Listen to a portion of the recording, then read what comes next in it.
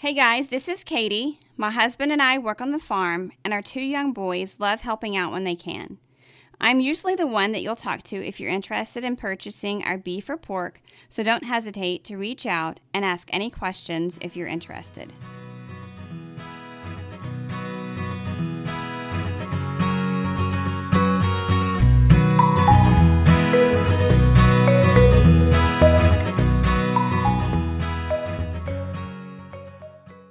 When an animal is hurt, our instinct is to scoop them up and hold them to take away the pain, especially when it is a beloved pet.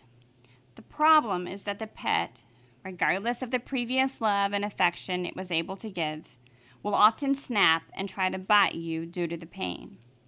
It isn't because they feel less affection for you than they did earlier. It is simply because their pain is so intense they can't help but snap to protect themselves.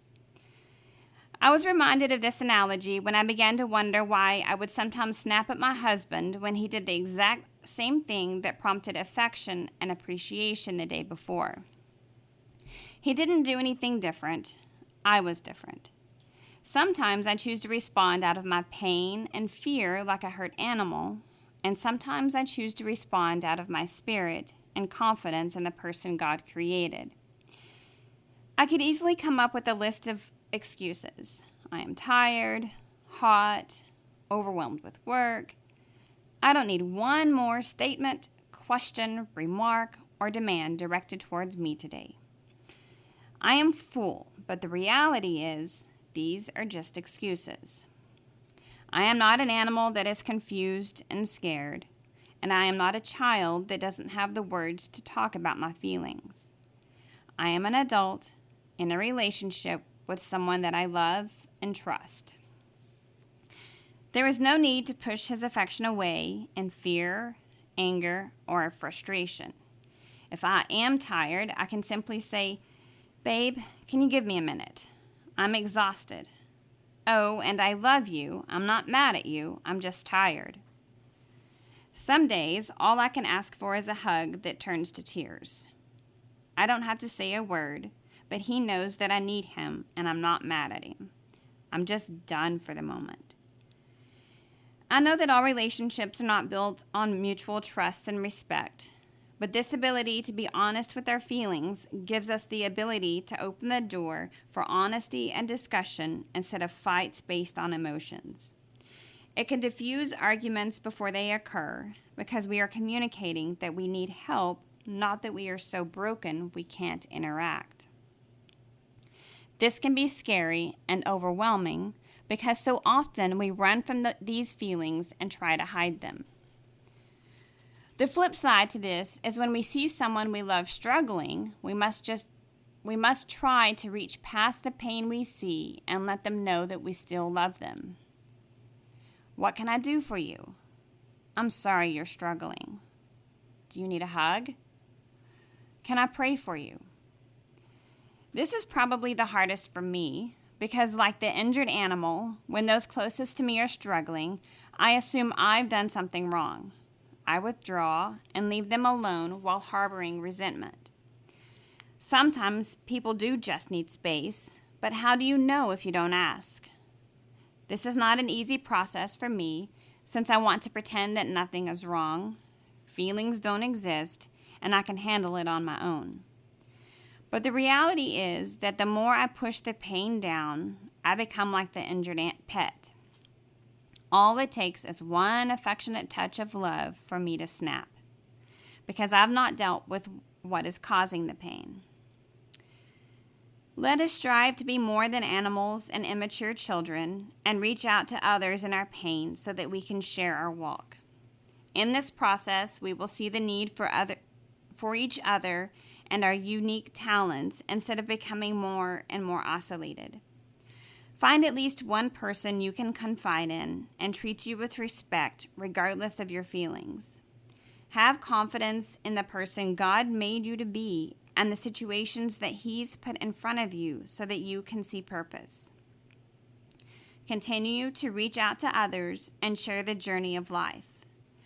Also, look for others that you can help. Remind them of the God that loves them despite their pain and self-doubt, And if you're really brave, offer a hug. He healeth the broken in heart and bindeth up their wounds. Psalm 147, verse 3.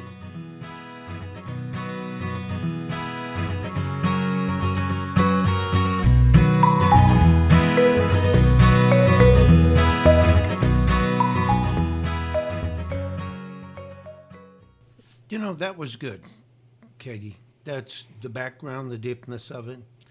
I think sometimes people, I guess in my case, you know, when people say, do you want prayer? Maybe if I'm not in a good place, it's like, no, or something like that. But if a person just prays for me, spontaneously prays for me, it bridges that pushback, you know, because we always have these arms sticking out when I'm afraid people are going to get too close, and not that they're not going to love me. They're going to say, wow, you're not lovable. You're not worthwhile. Why did I choose to love you? Why am I around you? And I think we push back, but I know sometimes when Sarah, especially when at night, all of her work she does, she gets so tired. And I know at night is difficult for her because she is tired and she doesn't have the patience of things. So it's really easy for me to get offended because she's really snappy and she's really this and that. And seemingly all her bad characteristics come out. And mine are all day long, but hers are just at night. And but I find if I can just be quiet when she says it and not respond at all, but then in a given moment, past it. You know, the difference is in a given moment when it's past, just say, hey, honey, just a minute. God, just bless my wife. She has a hard day and does a lot of work. And Lord, I just pray you bless her with a good night's sleep and rest. And that's all I say. I don't try to draw her in. Right. Or say, you need prayer. Or say, I'm going to pray for you. Get over it. Boy, over it. Yeah, that's the way it is. But I just do it. I reach around those extended hands and just pray for her. And nothing else. No comment. I find it's not long at all. Not hardly long. She says, thank you, hon. Thank you, because I needed that. And I think sometimes we all need it. But when we feel weak for someone to say, do you need prayer? No. Yeah, I do, but I feel so weak. You know, you're exposing my weakness.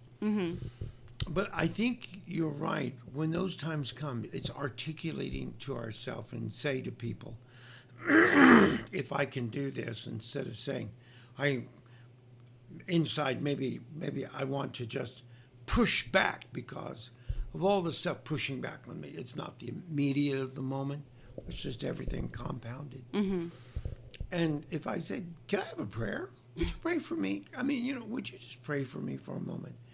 That is so breaking the shell of the flesh and opening up. You know, we have to recognize her spirit and not just flesh. But it doesn't, there's no intermingling of flesh and spirit. No. You know. No, it's not. No. So we have to find that doorway to open up to the Spirit. But when we open up to the Spirit, it changes everything about us. Yeah. I'm glad you said that because that happens to me is like if someone asks me if I need prayer, my response is no, I'm already praying and I'm already struggling and that's not working. So why do you think your prayer is going to help anything? Knowing that's not what I should say or not what would be helpful for the relationship or anything, but that's for whatever reason my response. And so, yeah, that's helpful to just not ask for permission. Yeah, I think it's sometimes I want to say, do I look like I need prayer? No, I know I look like it. I'm just like, it's not working so far. Yeah. I've done all I know to do. Yeah, what makes you think you can pray any better than I do? I know, we get defensive. Like I say, the pushback. We want to push back. Yeah. But if we don't acknowledge that pushback and say, you know, just come and say, I just want to pray for you. Yeah. And just pray. Yeah. No long, elaborate anything. Just, Lord, bless them today with your spirit. Yeah. Bless them today, and whatever they deal with today, Lord, let your anointing be there. Yeah. Well, and what I've noticed too is if I feel that uneasiness and that I don't know what, agitation from the inside out, if I'll ask for help before I verbalize it and before I put action to it, I don't know if it's because I don't have to ask for forgiveness or I don't have to retrace. Like, it's easier to stop it than it is to go back and backtrack and be like, oh, I shouldn't have done that. Why did I do that? Why did I give into the flesh? And so I think that's something I'm having to learn too, is like, it doesn't matter how agitated I feel, even though I know it's not truth, even in the middle of the agitation, I know it's not truth. But if I don't ever verbalize it, if I don't ever, I guess, give into it, then it helps the reconciliation and the getting back to the spirit-minded. Yes. That's something I'm beginning to realize for me. Yeah. Yeah. If we could only take time to stop, because it's like a kid that you see. I know I used to teach in a school for the mentally retarded, and my kids were really low IQ level, low. And I remember I had a kid that he had several conditions, but he would just, you could see him starting to spin out. He'd start shaking, and he'd start just, his whole body would start quivering and everything. You could tell he was just emotionally on the inside getting spun up. And I know that the teacher before me used to yell at him and put him in the closet, and I just grabbed him, put my arms around him, and hold him. I had to hold him pretty tight because he was really restless in that. But I know it was not an issue with him of trying to escape or anything. It was just issue, and I grabbed him and hold him. And then pretty soon it would subside. And once it was gone, it was gone. Yeah. And I don't ever want to react to a person when they're trembling, because their response is one of trembling. It's fear. Not one of who they are. It's fear. It's not, It's like, I'm afraid of what's happening, and if I react to them, I only add to that. Right. And I don't know what it is, but there's something about verbalizing those fears or anxieties or whatever it is, that it's almost like at that point, at some level, you've believed enough of the truth to put it out there that then you have to start defending those words, even though I don't believe them, and I know there's no truth to them. Once I've put it out there, it's like I own them. I own them. Going back. I think if we could all learn to confidently say, I need a hug. I just need a hug. And really, you're saying it all. Just put your arm around me and hug me. I just need that human touch, a connection, that I'm not alone, I'm not isolated, I'm not totally crazy, or there's other crazy people like me. I need something that reassures me. It's okay. It's going to be okay. It's going to be okay. It may not be right now, but it's going to be okay. For a moment, it's a reprieve. If it comes back, I'll ask for another hug. The other day, Jeremiah said, are you okay? And I said, I was a minute ago, and I will be again in a minute. Like, I don't know what's wrong, but I am not in this moment. Yes, I understand that. But it's so because almost all people react to the fact of, if they see someone angry, they've made them angry, or they're angry. That's hard for me. Oh, I did it. I don't know just want to collectively why we have to feel like we're the center of attention, I guess, good nor bad. Katie, that's great. Delve on that more. We need to talk about that so people have a concrete thing to do, ABC. Because sometimes religion leaves you a little, be good, be gracious, be righteous. And I'm like, man, you got to break righteous down to doing things. Yes. To being something. To attitude-wise. Yes. So. Yes. But thanks so much, Katie. You're welcome. Enjoy your blogs. Thank you.